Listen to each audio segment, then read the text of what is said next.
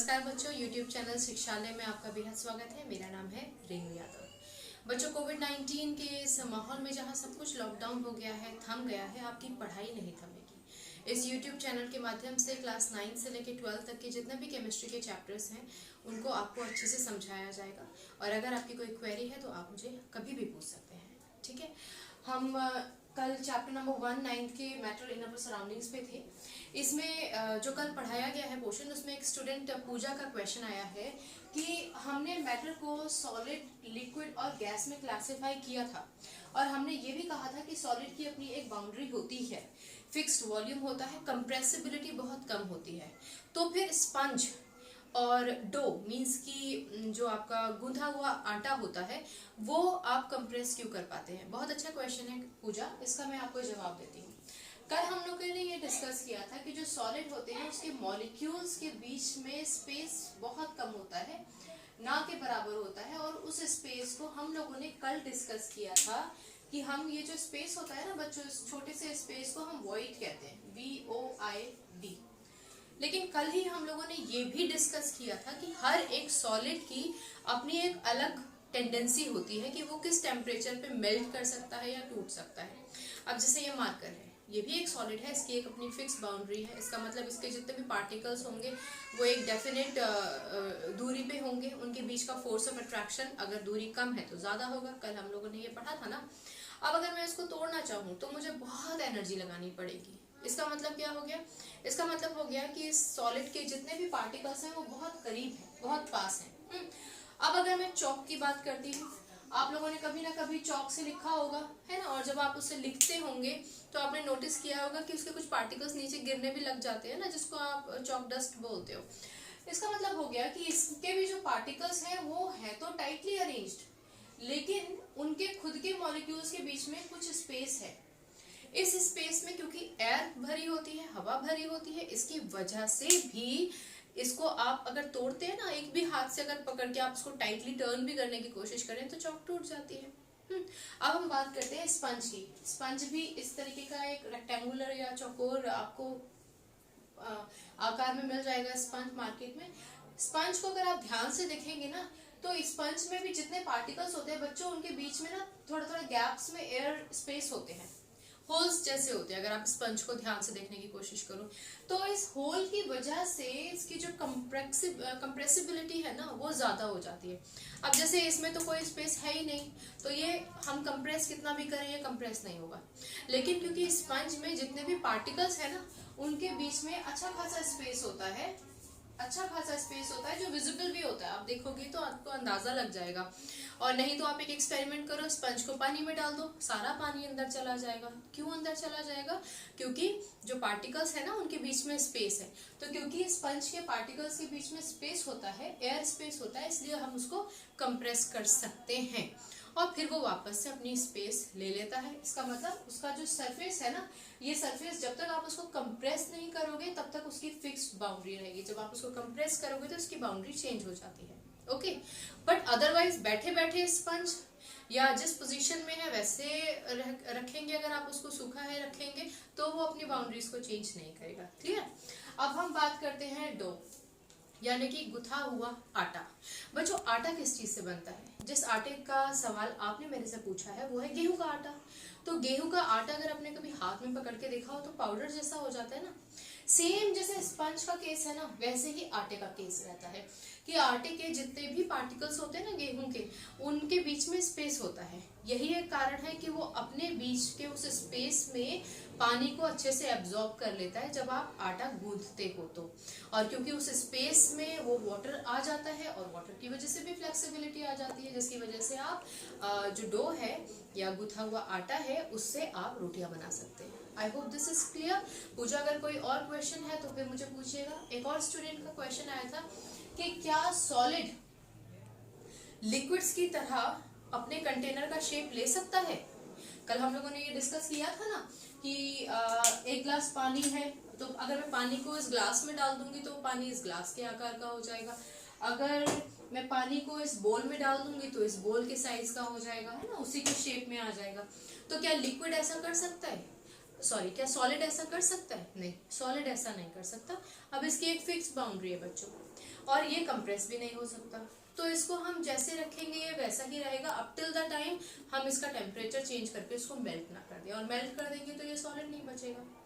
अब अगर आप बात करें स्पंज की, तो जितने भी सॉलिड्स जिनमें एयर गैप्स हैं उनको आप कंप्रेस कर सकते हो, लेकिन जब आप उसको बाहर निकालोगे उस कंटेनर से जिसमें आप उसको रखना चाहते थे, तो फिर वो वापस से अपनी जगह पे आ जाएगा रबर बैंड की तरह।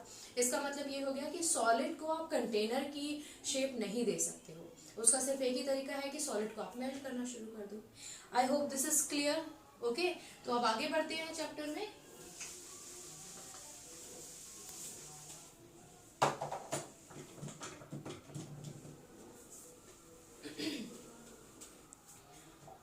बच्चों कल हम लोगों ने पढ़ा था कि मैटर हमारे तीन तरीके के होते हैं, तो सॉलिड, एक लिक्विड और एक हमारा गैसियस फॉर्म होता है, ठीक है ना। अब बेसिकली हम आज के इस लेक्चर में ये पढ़ेंगे कि क्या हम इन तीनों को आपस में कन्वर्ट कर सकते हैं। वैसे तो आंसर बहुत सिंपल है, मैं आपको एक बहुत इजी एग्जांपल से बताती हूँ। आप आजकल बर्फ का इस्तेमाल करने लग गए होंगे ना। जब आप बर्फ को बाहर निकाल के रखते हैं तो वो क्या बन जाता है, पानी बन जाता है ना, वाटर। और अगर वो वाटर थोड़ी देर के लिए भी आपने धूप में रख दिया या बड़े बर्तन में रख दिया और टेम्परेचर ज्यादा है, खास अब मैं तो बोलूंगी कि आप उसको धूप में रख दो जाकर, तो वो वाटर क्या हो जाएगा, सारा इवेपोरेट हो जाएगा। इसका मतलब कि वो गैस में कन्वर्ट हो जाएगा। तो आइस क्या है बच्चों, सॉलिड है, और आइस से पिघलकर जो वाटर बन गया है वो क्या है, लिक्विड। और अगर लिक्विड को हम धूप में रख देते हैं तो वो क्या बन जाएगा, वो गैस बन जाएगा। तो इसका मतलब सॉलिड लिक्विड में और लिक्विड गैस में कन्वर्ट हो सकता है। लेकिन the conversion of solid into a liquid is known as fusion. ये आप याद रखिएगा, क्लियर। सॉलिड का लिक्विड में कन्वर्जन फ्यूजन कहलाया जाता है।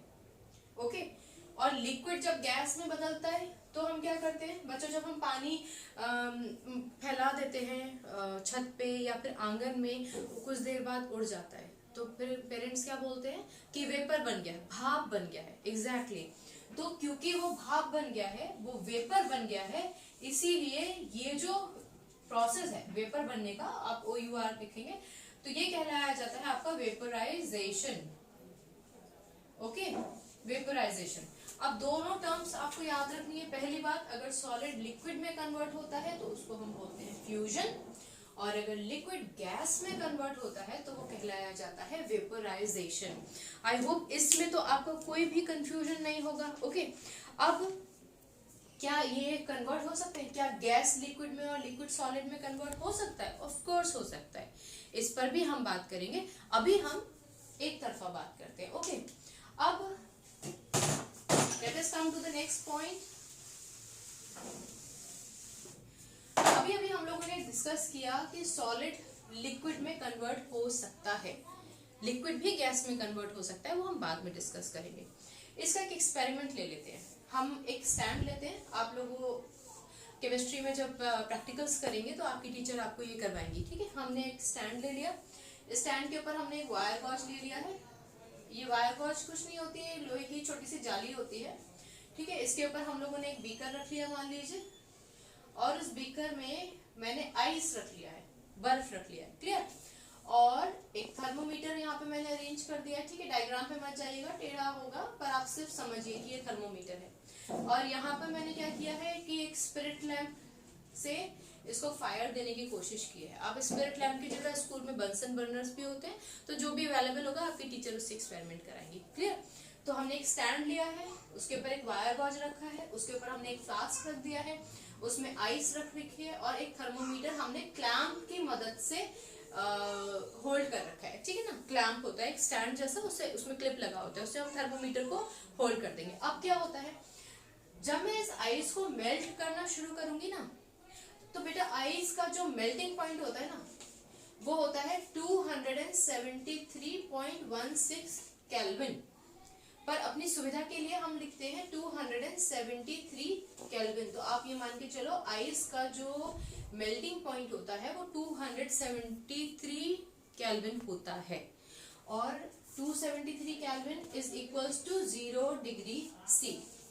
Okay, 273 kelvin is equals to 0 degree C. आप देखते हो ना टेम्परेचर मापते हैं तो हम बोलते हैं कि आज 40 डिग्री टेम्परेचर हो गया, या बहुत ठंड हो रही है तो आज 5 डिग्री टेम्परेचर हो गया, तो ये वही डिग्री है। क्लियर? 273 का मतलब 0 डिग्री सी। इसके बारे में हम और लेक्चर में आगे बात करेंगे जब हम कैलकुलेशन और कन्वर्जन करेंगे टेम्परेचर में। फिलहाल हम यहाँ फोकस रखते हैं। तो हम लोगों ने यहाँ पे आइस ले लिया है और हमने यहाँ थर्मोमीटर लगा दिया, इधर से हमने फायर देना शुरू कर दिया है, ठीक है, आग देनी शुरू कर दी है।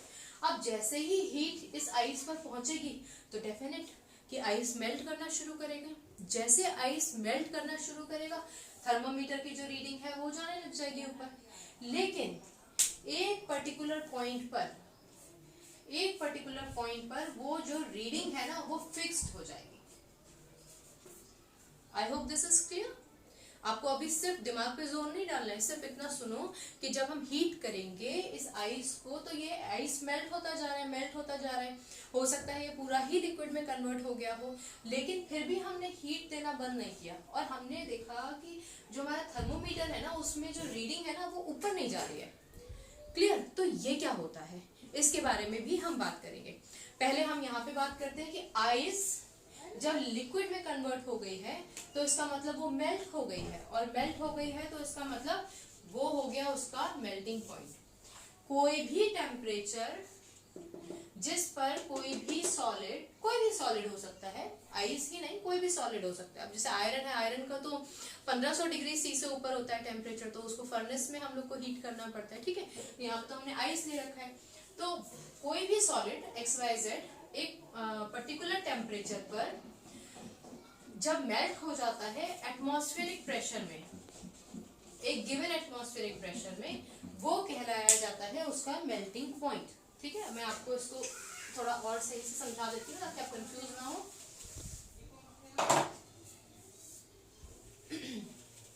देखिए बच्चों, solid converts into liquid at a particular temperature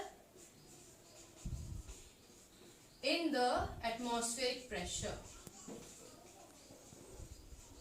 वो कहलाया जाएगा उसका मेल्टिंग पॉइंट। वो टेम्परेचर जिस पर कोई भी सॉलिड लिक्विड में कन्वर्ट हो जाता है गिवन एटमॉस्फेरिक प्रेशर में, वो उसका मेल्टिंग पॉइंट कहलाया जाता है। ओके, अब ये एटमॉस्फेरिक प्रेशर क्या है?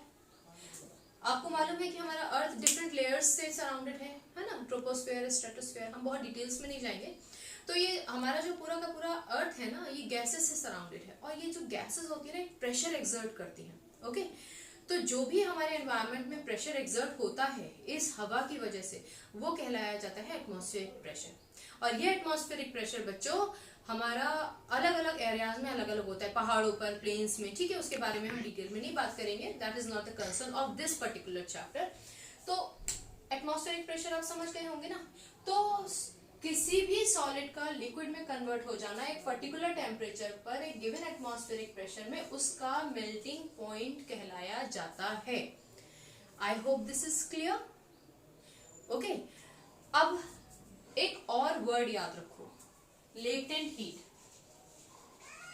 लेटेंट हीट, इसका क्या मतलब हुआ? मैं थोड़ा बोर्ड रब कर दूं आपको इसको ठीक से समझाने के लिए। आपको ध्यान होगा बच्चों, अभी मैंने आपको बोला था कि ये जो बीकर था जिसमें हमने आइस रख रखी थी, जिसको हम फ्लेम दे रहे थे, टेम्परेचर नापने के लिए हमने थर्मोमीटर लगा रखा था। मैंने आपको एक बात बोली थी, आई टोल्ड यू कि जब ये मेल्ट होने लग जाएगा तो एक पर्टिकुलर टेम्परेचर के बाद ना रीडिंग नहीं ऊपर बढ़ेगी, लेकिन हमने हीट देनी बंद नहीं की है, तो वो सारी हीट कहाँ जाएगी?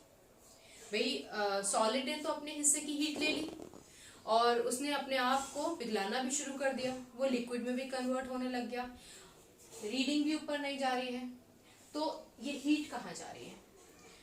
ये हीट जो बीकर होता है ना, बीकर, उस बीकर में जाके हिडन हो जाती है। तो लेटेंट का मतलब ही होता है हिडन, लेटेंट का मतलब ही होता है हिडन। तो इसका मतलब क्या हुआ? लेटेंट हीट का क्या मतलब हुआ? अब मैं आपको लेटेंट हीट की डेफिनेशन बताती हूँ। दोनों ही डेफिनेशन बहुत इंपॉर्टेंट है, एग्जाम्स में आपसे पूछी जा सकती है, इसमें कंफ्यूज नहीं होइएगा, मैं आपको समझाती हूँ। लेटेंट हीट, हम बात कर रहे हैं लेटेंट हीट ऑफ फ्यूजन।